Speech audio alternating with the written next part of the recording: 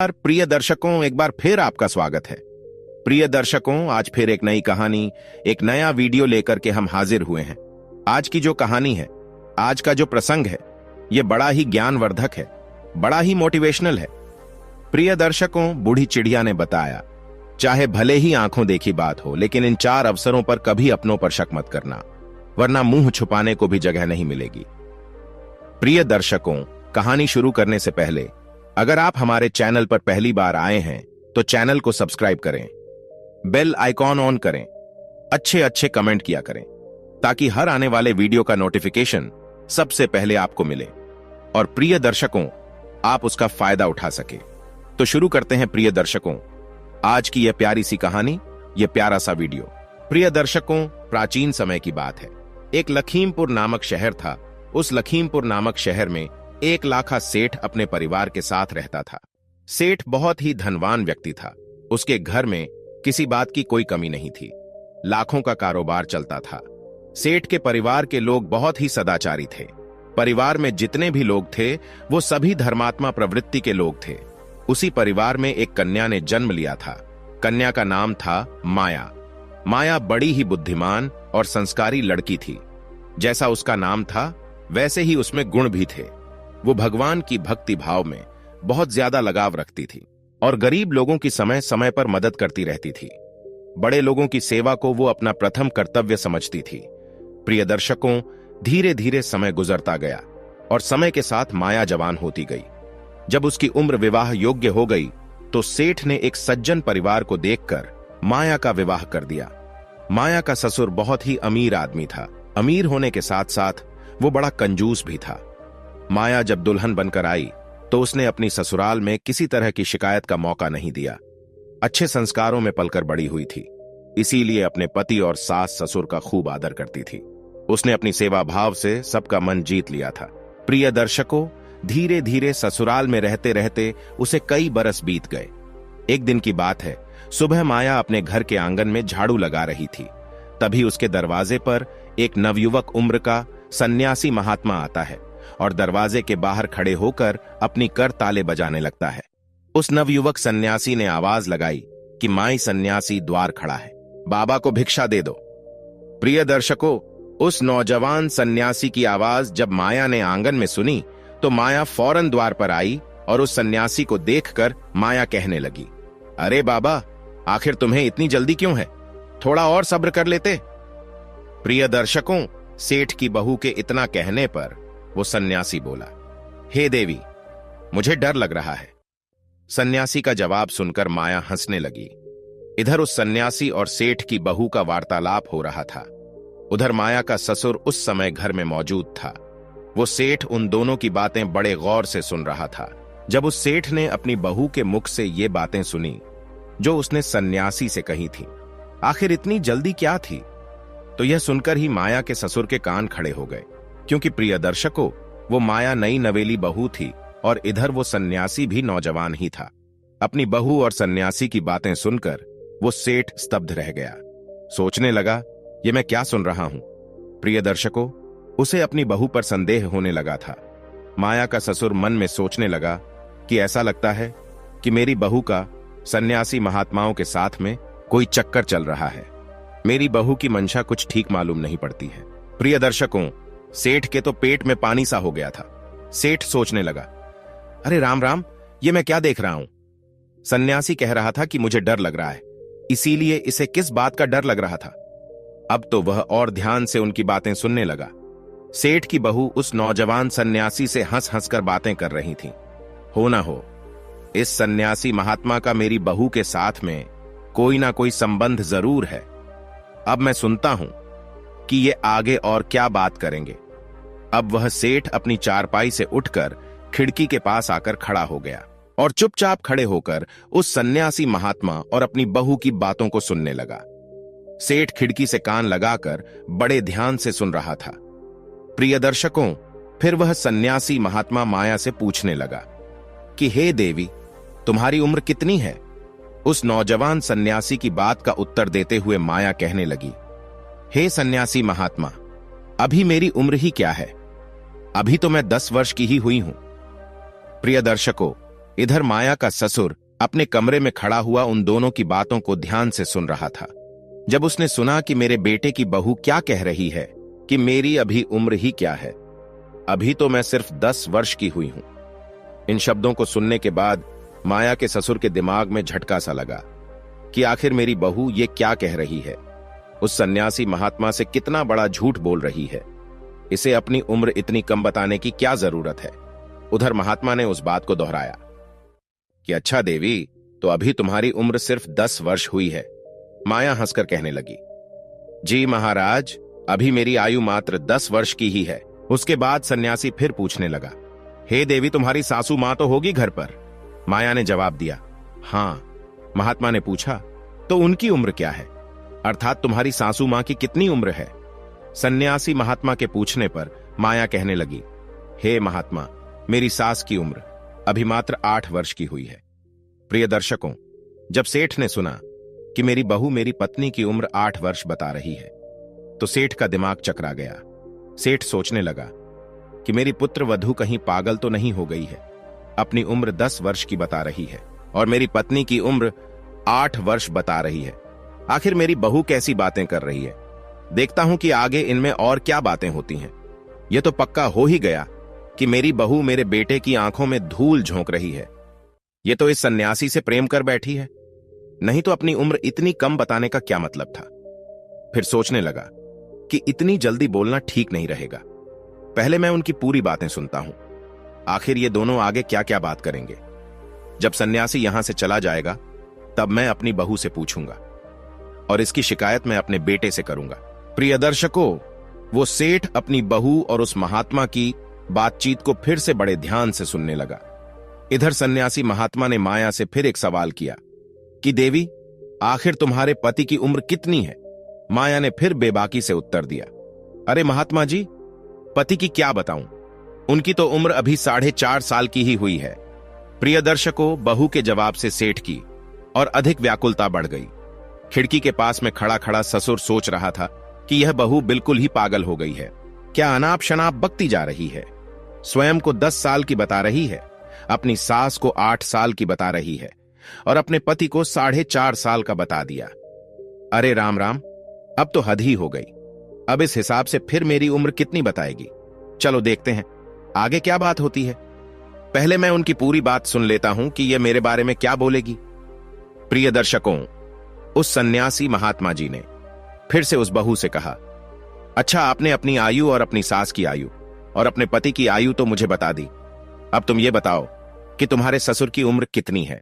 प्रिय दर्शकों, अब सन्यासी महात्मा के पूछने पर माया कहने लगी, हे सन्यासी महाराज, मैं अपने ससुर की उम्र क्या बताऊं, मेरे ससुर का तो अभी जन्म ही नहीं हुआ है।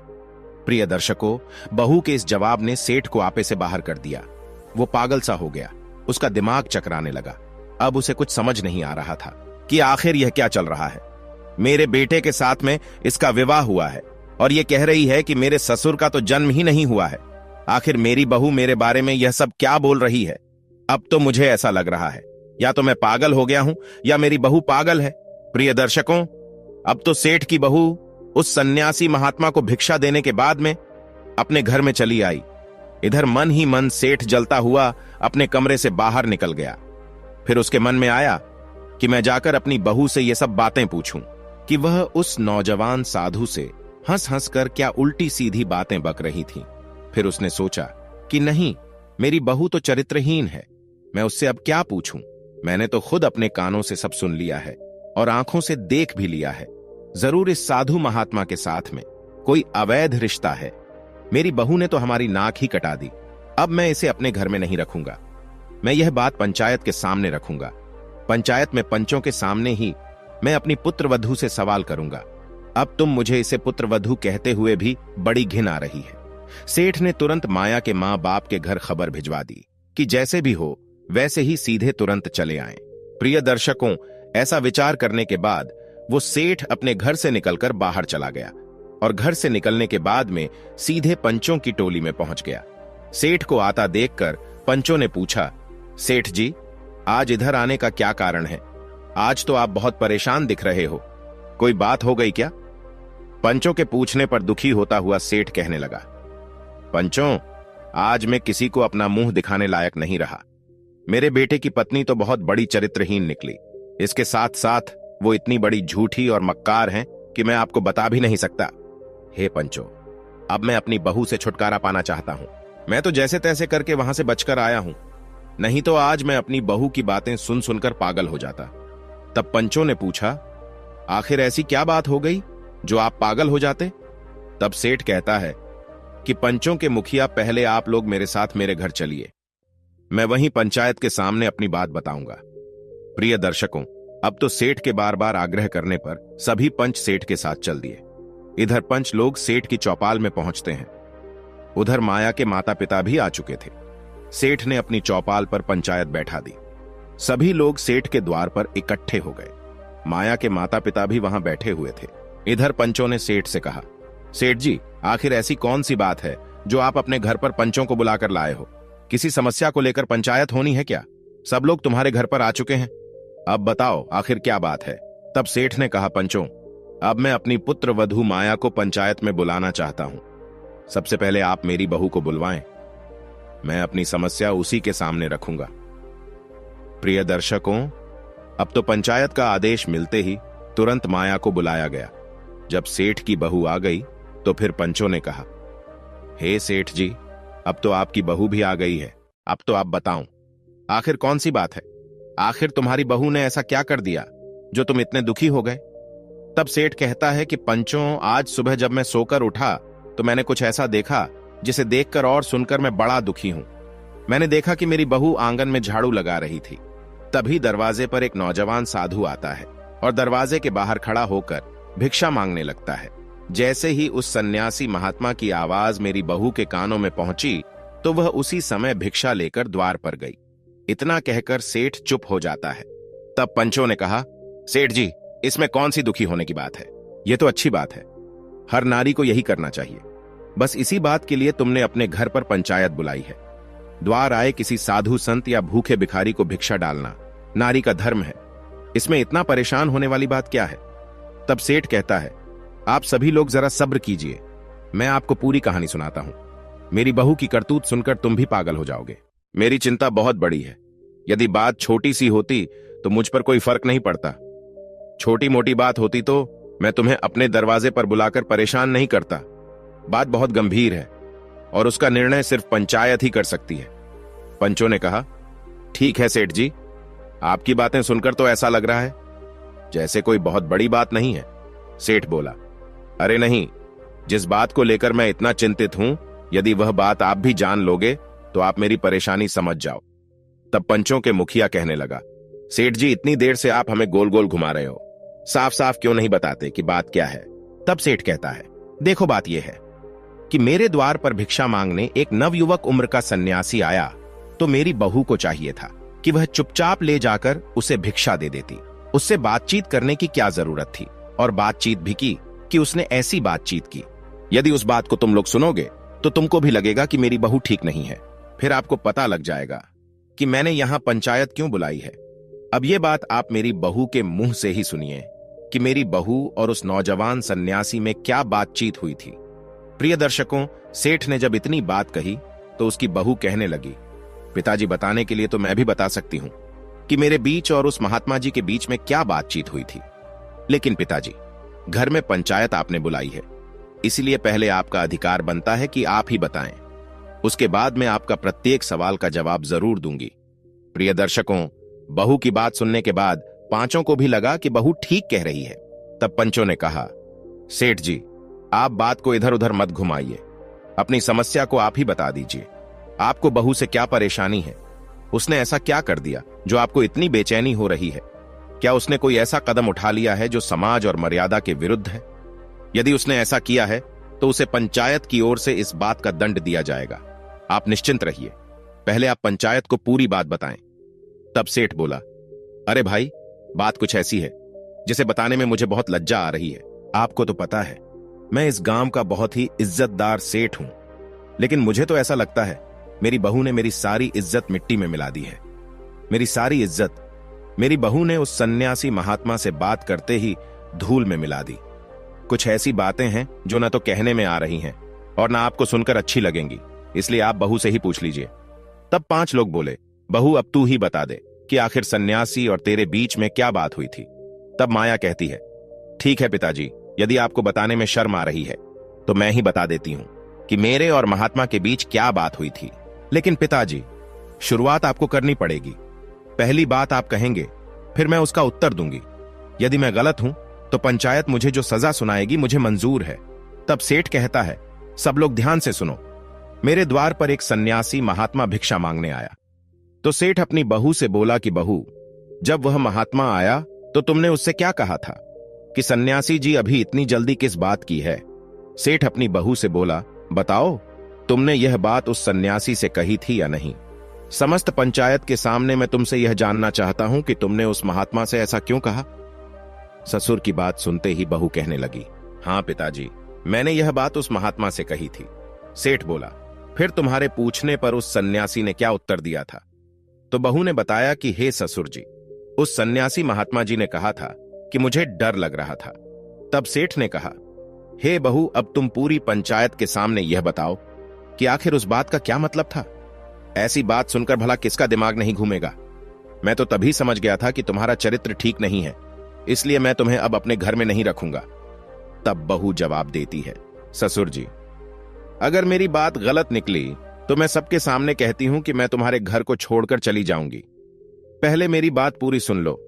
तब बहू कहती है, पिताजी, मैंने उस नौजवान सन्यासी से इसलिए यह बात कही थी कि उसने छोटी सी उम्र में ही सन्यास धारण कर लिया। जो उम्र खेलने कूदने, हंसने खेलने की होती है, उस उम्र में उसने वैराग्य धारण करके सन्यासी बन गया। वही बात मैंने उससे पूछी थी कि तुम्हारी तो अभी बहुत उम्र पड़ी है, लोग जब बूढ़े हो जाते हैं तब भगवान का भजन करते हैं, लेकिन तुम तो अभी से भगवा धारण करके घूम रहे हो। तो मैंने उससे कहा था कि अभी इतनी जल्दी क्या थी जो तुम महात्मा बन गए, उम्र तो बहुत लंबी है। तब सन्यासी ने मेरी बात का जवाब यह कहकर दिया था कि मुझे डर लग रहा था, इसीलिए सन्यासी के बातों का मतलब था कि मौत का कोई भरोसा नहीं कब आ जाए। लोग बुढ़ापे में भजन करने लगते हैं, लेकिन यहां तो एक पल का पता नहीं है कि मौत कब आकर दबा ले। मरने से पहले मनुष्य को अपने कल्याण के लिए जितना कर ले वही उसके साथ जाता है। एक प्रकार से देखा जाए तो बुढ़ापे की कोई अवस्था नहीं होती, सबको बूढ़ा ही समझना चाहिए। बुढ़ापा तो मौत से पहले की अवस्था होती है, लेकिन एक छोटे से बच्चे को भी नहीं पता है कि मौत कब आएगी। इसका मतलब है कि छोटे से बच्चे को भी आप बच्चा ना समझे, उसे बूढ़ा समझना चाहिए। मौत जब आती है तो वह बूढ़ा, जवान और बालक किसी को नहीं देखती। जिसकी मौत आती है वह उसे उठा ले जाती है, चाहे कोई बालक हो या जवान हो। इसलिए भगवान का भजन बचपन से ही शुरू कर देना चाहिए। बुढ़ापा किसने देखा है? क्या पता बुढ़ापे तक हम पहुंच पाएं या ना पहुंच पाएं। यही बात सन्यासी ने कही थी कि मैं मौत से डर गया था, इसलिए इतनी कम उम्र में सन्यास धारण कर लिया। पता नहीं मेरी जिंदगी का अंत कब हो जाए, न जाने कब मेरी सांसें थम जाएं। मैंने अपनी जवानी में बहुत सारे लोगों को मरते हुए देखा है, इसलिए मैंने डर की वजह से जवानी में ही सन्यास धारण कर लिया। इसलिए उस सन्यासी महात्मा ने मेरे पूछने पर यह बताया कि मुझे बहुत भारी डर लग रहा था। अब बताइए ससुर जी, मैंने और सन्यासी ने क्या गलत कहा था? प्रिय दर्शकों, बहू की बात सुनकर पूरी पंचायत के लोग बहू की बुद्धि की प्रशंसा करने लगे। इधर सेठ के भी समझ में आ चुका था कि मेरी बहू की बातों का मतलब बहुत ही साफ सुथरा था। मैं तो उसे व्यर्थ ही गलत समझ बैठा। तब माया कहती है, ससुर जी, अभी मेरी बात पूरी नहीं हुई है, मैं आगे की बातों का मतलब भी आपको बताती हूं, ध्यान से सुनो। तब बहू ने जवाब दिया, हे पिताजी, उसके बाद उस सन्यासी महात्मा ने मुझे मेरी उम्र पूछी तो मैंने उस सन्यासी महात्मा को अपनी आयु 10 वर्ष बताई। बहू बोली, पिताजी, क्या यही कहा था? इस पर सेठ ने तुरंत जवाब दिया, हां, तुमने यही कहा था। अपनी आयु सन्यासी महात्मा को 10 वर्ष बताई थी, जबकि तुम तो 30 वर्ष की हो चुकी हो। सन्यासी महात्मा से यह झूठ क्यों बोला? तुम्हारा झूठ बोलने के पीछे मुझे तुम्हारी नीयत साफ नहीं लगी। तब वह कहने लगी, ससुर जी, थोड़ा सब्र करिए, मैं वह भी बताती हूं कि मैंने उससे ऐसा क्यों कहा था। अपनी उम्र उसे 10 वर्ष की क्यों बताई थी? अपनी उम्र 10 वर्ष की बताने का कारण यह था, पिताजी, वैसे तो मैं 30 वर्ष की हो चुकी हूं, लेकिन मैं इस आयु को आयु नहीं मानती। मैं तो सिर्फ अपनी आयु 10 वर्ष की मानती हूं, क्योंकि अब से 10 साल पहले एक संत से मैंने गुरु दीक्षा ली थी। 10 वर्ष पहले मुझे भगवान की भक्ति का ज्ञान हुआ। उनकी कथा कीर्तन में मेरा मन लगा। जब से मैं भगवान से जुड़ गई हूं, उन्हें पहचान गई हूं। जितना समय मेरा भगवान की भक्ति में बीता है, उतनी ही उम्र मेरी सार्थक हुई है। बाकी जीवन तो मेरा व्यर्थ चला गया। संसार में मनुष्य चाहे जितना जी लें, लेकिन उतनी ही आयु उसकी सफल माननी चाहिए जितने समय उसने भगवान का भजन किया है। बाकी उम्र में तो उसने पशुओं की तरह जीवन जिया है, खाया है, सोया है और भोगों में रत रहा है। ये काम तो पशु भी करते हैं। इस उम्र को व्यर्थ समझना चाहिए। मैं 10 वर्ष से सत्संग से जुड़ी हूं, इसलिए मैंने अपनी आयु उस संत को 10 वर्ष बताई थी। अब आप बताइए मैंने उसे क्या गलत कहा? प्रिय दर्शकों, बहू का यह भी जवाब सुनकर सेठ निरुत्तर रह गया। उसे कोई जवाब नहीं आया। पंचायत के लोग माया का जवाब सुनकर वाह वाह करने लगे। धन्य हो पुत्री, वाकई में तुम बहुत समझदार हो। तब सेठ कहने लगा, हे बहू, तुमने अपनी आयु 10 वर्ष बताई, यह तो बात समझ में आती है, लेकिन तुमने अपनी सास की उम्र भी 8 वर्ष ही क्यों बताई? अपने पति की उम्र 4.5 वर्ष क्यों बताई, जबकि तुम्हारी सास की उम्र 60 साल से ऊपर की हो चुकी है? इसका मतलब हमें जरूर समझाओ। प्रिय दर्शकों, तब सेठ की पुत्र वधू कहने लगी, हे ससुर जी, अब आप मेरी बात बड़े ध्यान से सुनिए। सन्यासी के पूछने पर मैंने ऐसा क्यों बोला था? हे ससुर जी, जब मैं अपने मायके से ससुराल आई थी, उस समय आपके घर में न तो पूजा पाठ होती थी, न कोई कथा सत्संग होता था। लेकिन मेरे कहने पर सासू मां उस दिन से सत्संग में जाने लगी, भगवान के भजन सुनने लगी और भगवान का भजन कीर्तन भी करने लगी। और उन्हें भजन कीर्तन करते हुए, सत्संग को सुनते हुए, भगवान का पूजा पाठ करते हुए 8 साल का समय हो गया है। इसलिए सन्यासी महात्मा के पूछने पर मैंने उन्हें बता दिया कि मेरी सासू मां की उम्र 8 वर्ष की हुई है। अब बताओ पिताजी, मैंने क्या गलत बात कही? बहू की बात सुनकर सेठ बोला, अच्छा तो ये बात थी, मैं तो तुम्हें पागल समझ रहा था। माया बोली, पिताजी, इसी हिसाब से मैंने अपने पति की आयु बताई थी, 4.5 साल, क्योंकि ससुर जी 4.5 साल पहले हमारी सासू मां के घुटने का इलाज हुआ था और उस समय उनसे चला नहीं जाता था। तब मेरे पति ही मुझे और सासू मां को मंदिर तक लेकर जाते थे। इसी बहाने से उन्हें भी भगवान के दर्शन हो जाते थे। धीरे धीरे उनकी रुचि भगवान की भक्ति में बढ़ गई। इसीलिए ऐसा समझ लो कि मेरे पति का भी उस दिन जन्म हो गया था। इस वजह से मैं सन्यासी महात्मा के पूछने पर अपने पति की उम्र 4.5 साल बताई थी। और पिताजी, अंत में बात आपकी, तो मैं आपके लिए इसलिए बताया था कि उनका जन्म नहीं हुआ है, क्योंकि पिताजी जिस दिन से मैं ससुराल में आई हूं, तब से मैं देख रही हूं कि न तो आपने किसी से दीक्षा ली है और न ही कभी भगवान के मंदिर में कथा कीर्तन में जाते हो। और तो और आज तक आपने अपने हाथों से किसी प्रकार का कोई दान भी नहीं किया है, कोई पुण्य का कार्य नहीं किया है। आप धर्म कर्म से बिल्कुल दूर रहे हो। इसलिए मैंने आपको बोला था कि आपका अभी जन्म नहीं हुआ है। आपने अपनी जिंदगी में कभी 2 रुपए का दान नहीं किया है। तब सेठ कहता है, हे बहू, मैं पूरे दिन दुकान पर बैठा रहता हूं, व्यापार में लगा रहता हूं। मुझे पूजा पाठ करने का, कथा कीर्तन सुनने का समय ही नहीं मिल पाता है। मैं तो तुम लोगों के भविष्य के बारे में चिंता करता रहता हूं और तुम लोगों के लिए धन इकट्ठा करता हूं। बहू ने जवाब दिया, पिताजी, आपने अपनी जिंदगी में 2 रुपए का भी कभी दान नहीं किया है। यदि गांव में कोई धार्मिक कार्य होता है, कोई भगवान की चर्चा होती है या भागवत कथा होती है, आप कभी भी उसमें नहीं गए। घर बैठकर भी कभी ईश्वर का ध्यान नहीं किया। आपने अपने जीवन में कभी कोई तीर्थ यात्रा नहीं की है। जब आपने अपने जीवन में धर्म कर्म कभी कुछ किया ही नहीं, तो मेरी दृष्टि से आप ऐसा समझो कि आप पैदा ही नहीं हुए हैं। इसीलिए वह सन्यासी महात्मा जी ने आपकी उम्र पूछी, तो मैंने सन्यासी महात्मा को बता दिया कि अभी तक मेरे ससुर जी का जन्म ही नहीं हुआ है। प्रिय दर्शकों, अपनी पुत्र वधू के मुख से इन बातों को सुनकर वो सेठ बड़ा शर्मिंदा होता है। उसने पूरी पंचायत के सामने अपने दोनों कान पकड़कर अपनी बहू से क्षमा मांगी और अपनी बहू से कहता है, बेटी, मैंने तुम्हारे बारे में बहुत गलत सोचा था, मुझे क्षमा कर दो। तुम्हारी बातें सुनकर तो ऐसा लग रहा है कि मुझे तुम पर गर्व होना चाहिए कि तुम वास्तव में बड़ी बुद्धिमान हो। प्रिय दर्शकों, इसके बाद सभी पंचों से हाथ जोड़कर सेठ ने माफी मांगी और अपनी पुत्र वधू को लेकर घर के अंदर चला गया। घर आने के बाद सेठ ने अपनी पुत्र वधू से कहा कि पुत्री, आज तूने मेरी आंखें खोल दी।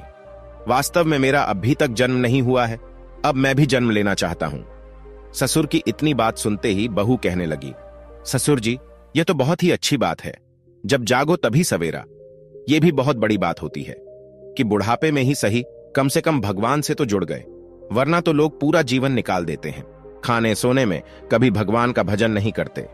प्रिय दर्शकों, अगले दिन सेठ ने अपने मुनीम को अपने पास बुलाया और मुनीम से कहा कि मुनीम जी, हमारे गोदाम में जो बचा हुआ पिछले साल का अनाज पड़ा है, वह अनाज खराब हो चुका है। जो अनाज आज तक किसी व्यापारी ने नहीं खरीदा है, वह सारा अनाज बोरियों में भरवाकर बाहर निकलवा लो। उस अनाज को मैं गरीब और असहाय लोगों को दान में दूंगा। अब मैं अपनी बची हुई जिंदगी में अपने हाथों से खूब पुण्य का कार्य करना चाहता हूं। प्रिय दर्शकों, इस प्रकार सेठ के मुनीम ने पिछले साल का वह अनाज बोरियों में भरवाकर सेठ के दरवाजे पर लाकर रख दी। बारिश में भीगने की वजह से बेकार हो चुका था। सेठ ने सोचा कि इस बेकार अनाज को ही गरीबों में दान कर दूं। प्रिय दर्शकों, जैसे ही खराब गेहूं की बोरियां घर पर पहुंची तो उन बोरियों से बदबू आ रही थी।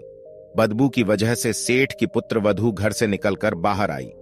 माया ने घर के बाहर जाकर देखा कि खराब गेहूं की बोरियां भरी हैं। इस पर माया ने अपने ससुर से पूछा कि पिताजी, आपने यह अनाज की बोरियां किसके लिए मंगाई हैं? तब सेठ बताता है, बहू, कल आपने मेरी आंखें खोल दी थीं। तुमने मुझे बता दिया था कि मैंने अभी तक जन्म नहीं लिया है, इसलिए कल से मैं भी दान पुण्य के कार्य करूंगा। इसलिए मैंने मुनीम से कहकर अपने गोदाम से यह गेहूं की बोरियां मंगवाई हैं। माया अपने ससुर की मंशा को समझ चुकी थी कि मेरे ससुर यह सड़ा हुआ दुर्गंध अनाज गरीबों को खिलाना चाहते हैं। प्रिय दर्शकों, माया बहुत समझदार थी। वो तो वहां से घर के अंदर चली गई और मन में सोचने लगी कि मेरे ससुर जी सुधरे तो हैं, लेकिन अभी पूरी तरह से नहीं सुधरे हैं। अब मुझे कुछ ऐसा करना चाहिए कि मेरे ससुर को अपने किए का ज्ञान हो जाए। काफी सोच विचार के बाद माया ने उन सड़े हुए गेहूं में से कुछ गेहूं निकाले और उन्हें कूट पीसकर उनका आटा बना लिया। फिर उस आटे की रोटियां बनाई। शाम को जब माया का ससुर भोजन करने के लिए आया तो माया ने उसे आटे की बनी रोटियां अपने ससुर को परोस दी।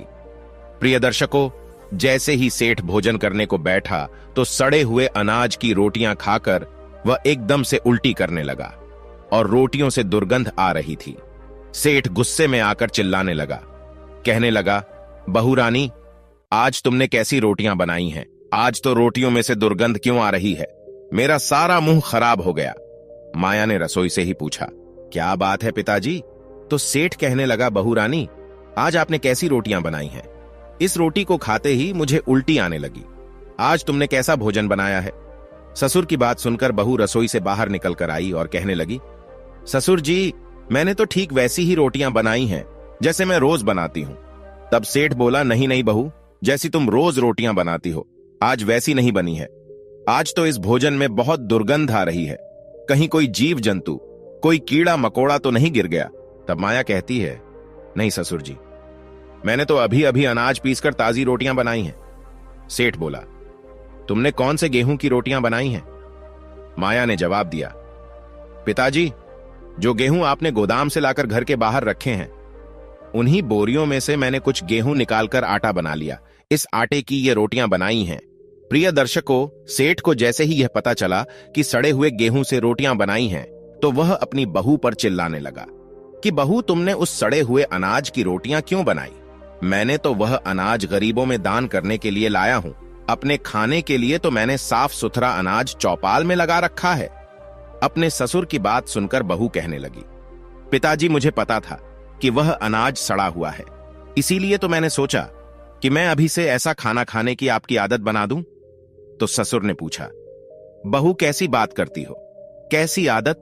किस आदत की बात कर रही हो? तब माया कहने लगी, ससुर जी, मैंने सुना है और हमारे वेद शास्त्र भी कहते हैं कि जैसा हम इस जन्म में किसी के लिए देते हैं, ठीक वैसा ही हमें अगले जन्म में मिलता है। इसीलिए ससुर जी, आज मैंने सोचा, इस जन्म में यदि आप गरीबों के लिए सड़ा गला हुआ अनाज का दान करेंगे तो अगले जन्म में हमारे लिए भी सड़ा गला हुआ ही खाने को मिलेगा।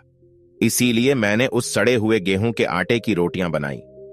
हम अभी सीख जाएंगे, तभी तो हमारी सड़े हुए अनाज की रोटियां खाने की आदत बन पाएगी, क्योंकि हमें अगले जन्म में ऐसे ही अनाज की रोटियां खाने को मिलेगी। यदि हम किसी को सड़ा गला खिलाएंगे तो हमें भी अच्छा खाने का अधिकार नहीं है। परमात्मा हमेशा हमें वही लौटाता है जो हमने दिया है। तब सेठ बोला, पुत्री, आज मुझे तेरी इन बातों का मतलब ठीक तरह समझ में आ चुका है। सेठ ने फौरन अपने मुनीम को बुलाया और कहने लगा कि इन गेहूं की बोरियों को ले जाकर किसी शहर के बाहर कूड़े के ढेर पर फेंक दो और जो हमारे गोदाम में अच्छे वाले अनाज की बोरियां लगी हैं उन्हें ले आओ। सेठ की बात सुनकर मुनीम भी बड़ा हैरान था। कहने लगा, मालिक ऐसा क्या हो गया? आपने तो ये अनाज गरीबों में बांटने के लिए मंगवाया था, क्या आपने अपने विचार बदल दिए हैं?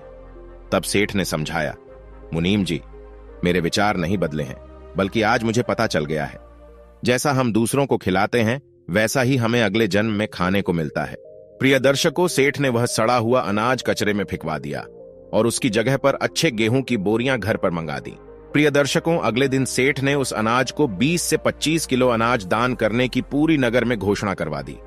अब तो नगर के सभी भूखे गरीब लोग सेठ के घर के बाहर आकर जमा हो गए।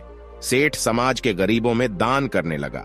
प्रिय दर्शकों, इधर तो सेठ गरीब लोगों ने गेहूं की बोरियां दान कर रहा था, उधर माया ने अपनी सास से कहा, मां जी, आप जाकर आस पड़ोस की स्त्रियों को बुलाकर ले आओ।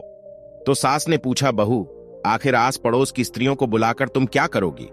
तब माया समझाने लगी कि माता जी, पहले आप उन्हें बुलाकर लाओ, तब मैं आपको बता दूंगी कि महिलाओं को क्यों बुलाना है। प्रिय दर्शकों, बहू की बात मानकर सास पड़ोस की महिलाओं को बुलाने चली गई। इधर माया ढोलक लेकर अपने घर के आंगन में बैठ गई। इधर माया के साथ साथ पड़ोस की सभी महिलाएं भी आ गईं। तब सभी ने पूछा कि बहू रानी, आखिर क्या बात है?